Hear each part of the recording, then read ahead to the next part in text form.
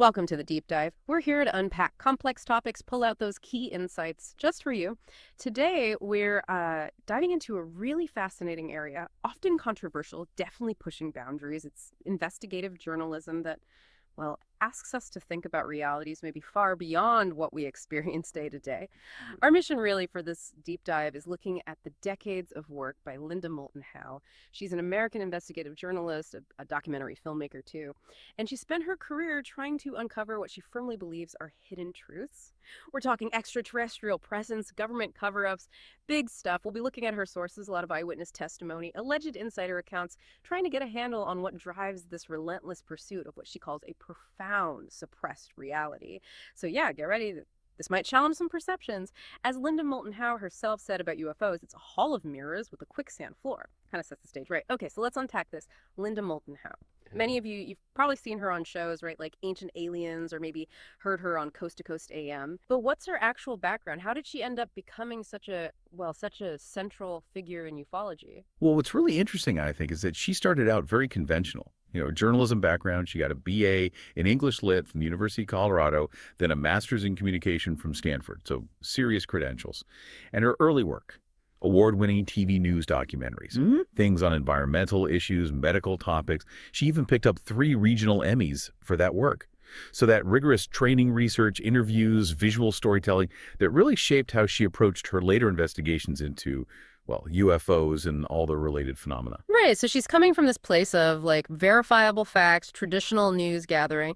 So what was the trigger? What made her pivot into this field that's, let's be honest, often dismissed? What's the insight there? I think her primary driver really is this profound belief that there's a reality being suppressed. The idea that an extraterrestrial presence is here interacting with Earth, with us, and that powerful groups, governments, military, are deliberately hiding it. And the interesting insight from her background is how she applies that journalistic rigor, chasing sources, looking for patterns, corroborating testimony, but she applies it to these claims that mainstream science just tends to ignore. She's essentially using the tools of investigation in a realm usually seen as purely subjective. It kind of challenges what verifiable facts even means when you're dealing with the unknown. So it's not just about collecting stories one by one. She's trying to build a bigger picture, connect the dots. Yeah. Yeah. How does that influence her approach? Exactly. It's not just individual cases for her. A huge motivation is finding those overarching patterns, the connections. She looks at things like, say, animal mutilations, human abductions, crop circles, even rumors about certain government programs. And she doesn't see them as isolated. She thinks they're pieces of a larger puzzle, maybe an intelligent design or agenda from, well, non-human intelligence.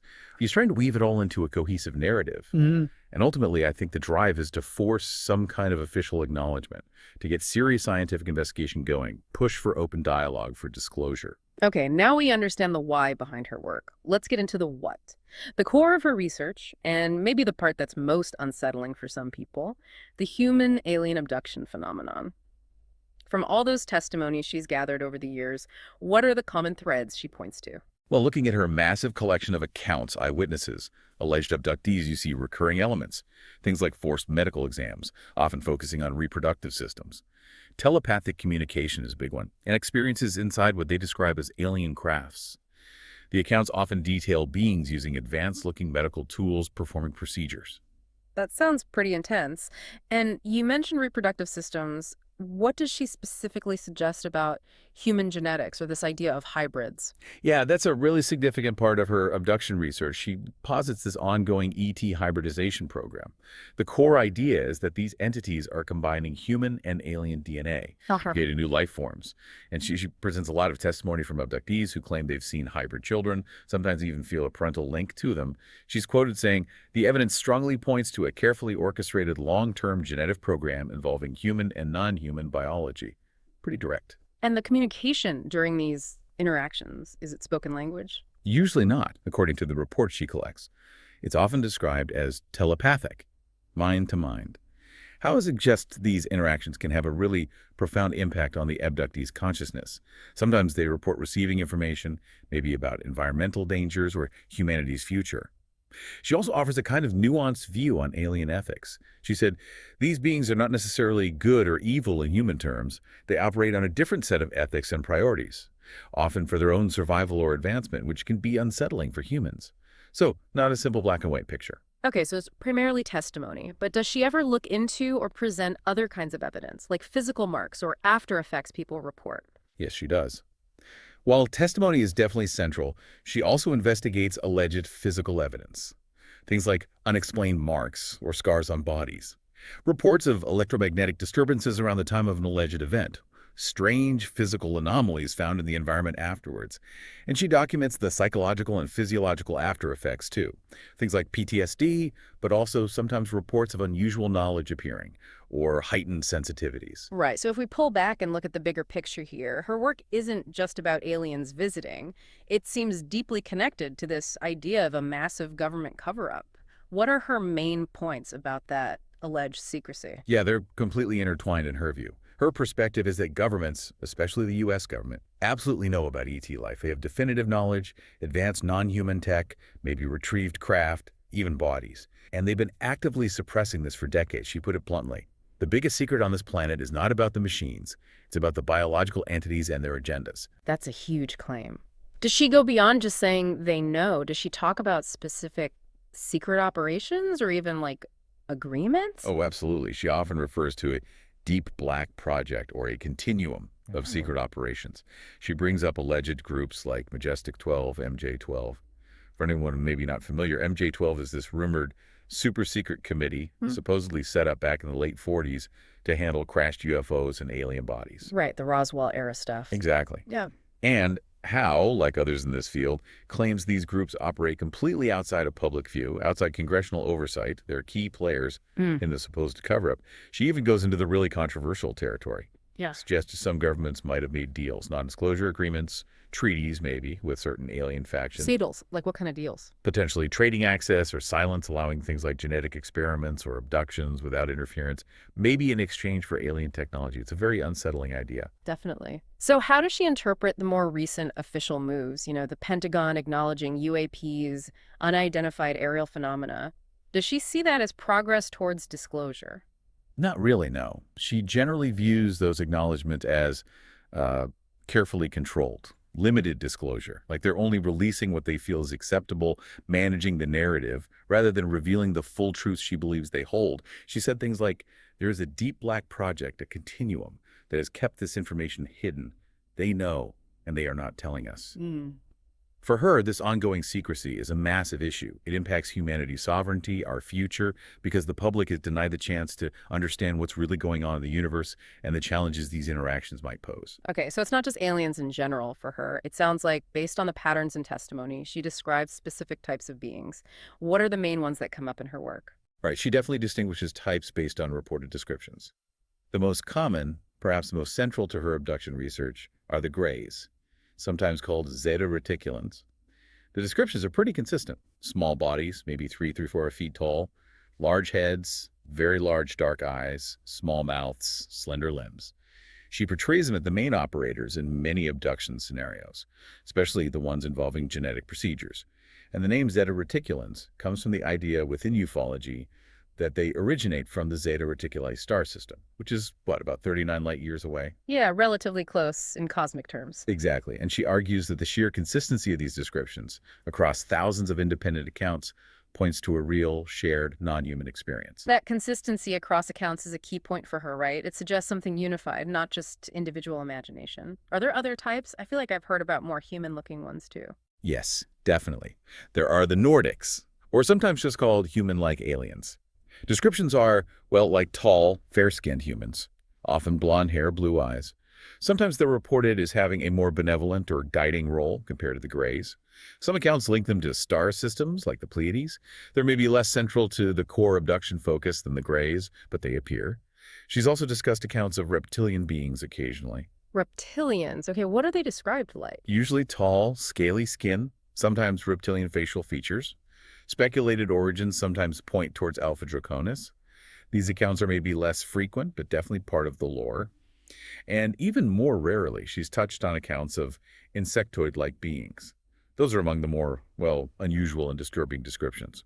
Howe's perspective seems to be that these different types likely represent distinct species, maybe different factions, possibly with different agendas interacting with Earth. Wow, so a diverse galactic neighborhood, potentially. Beyond the beings, though, her research also goes into specific places on Earth, right? Especially Antarctica. What's the focus there? Yeah, Antarctica is a big area of interest for her. She's dedicated a lot of time to reports, satellite images, things that supposedly show pyramid-like structures, or other formations that look artificial, either under the ice or sometimes exposed on the surface.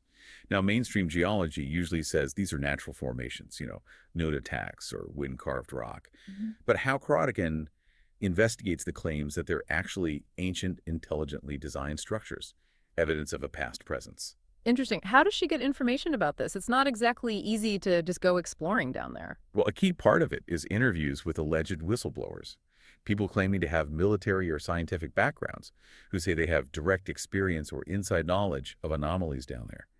These reports sometimes talk about huge openings in the ice, like entrances to vast underground or sub-ice bases.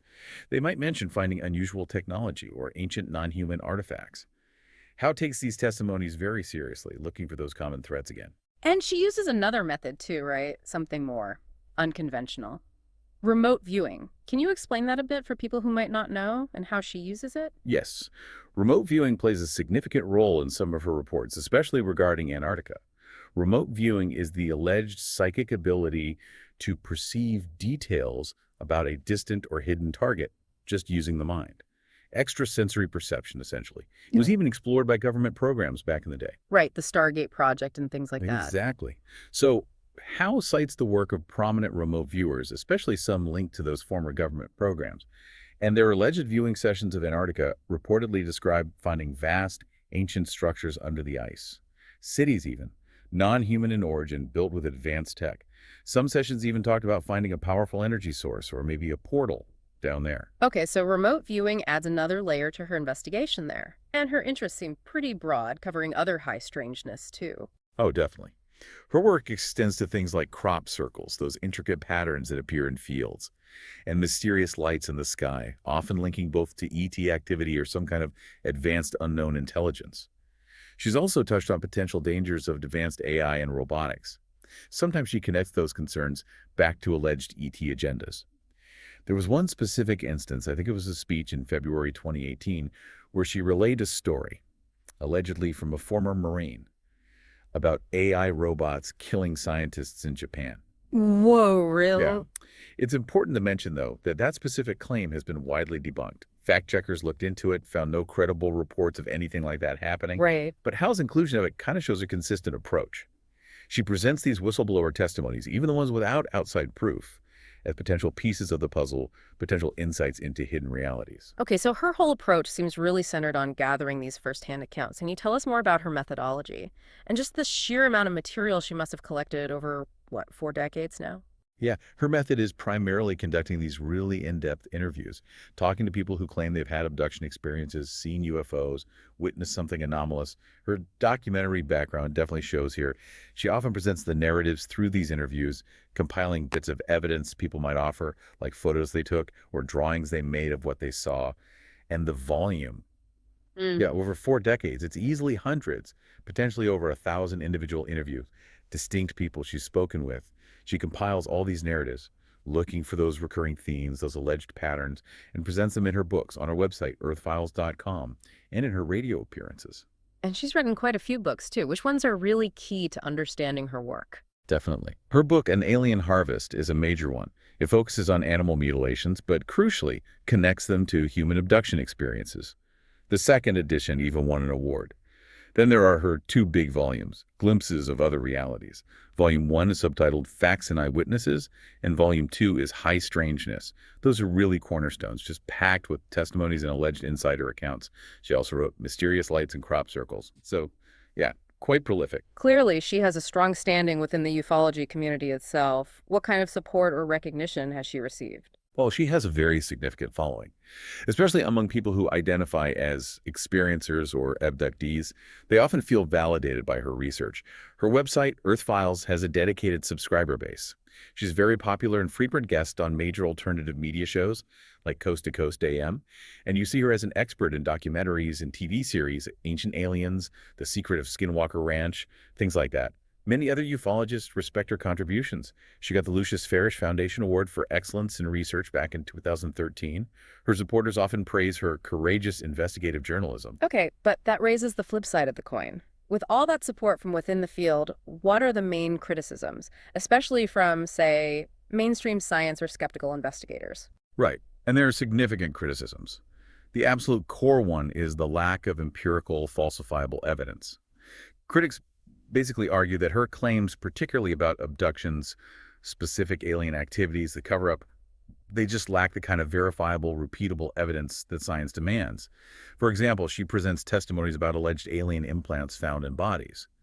But critics point out these objects are very rarely, if ever, submitted for rigorous, independent scientific analysis that could actually confirm an extraterrestrial origin.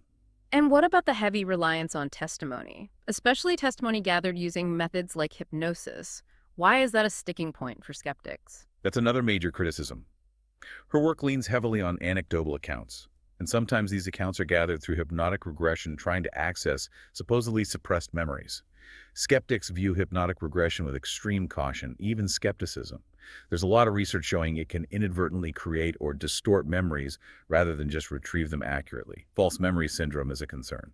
So the consistency she sees might have other explanations. Exactly. Critics suggest the pattern she finds could be explained by shared cultural narratives.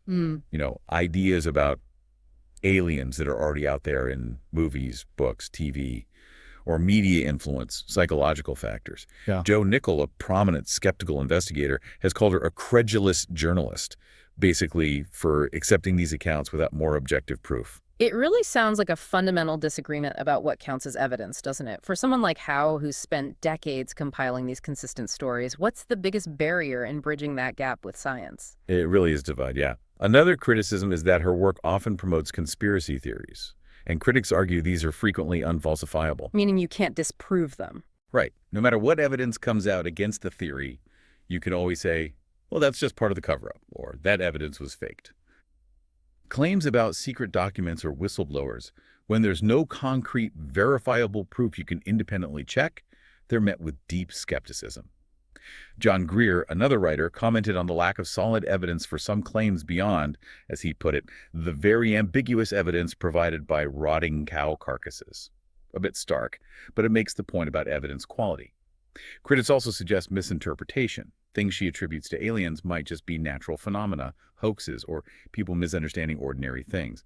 And finally, because her work isn't really engaging with the mainstream scientific process, peer review, replication critics tend to label it as pseudoscience. It exists outside that system. It's fascinating, though, how she connects even mainstream discoveries back into her framework, like the TRAPPIST-1 star system discovery a few years back. How does she incorporate that into her work on alien origins? Yeah, that was interesting.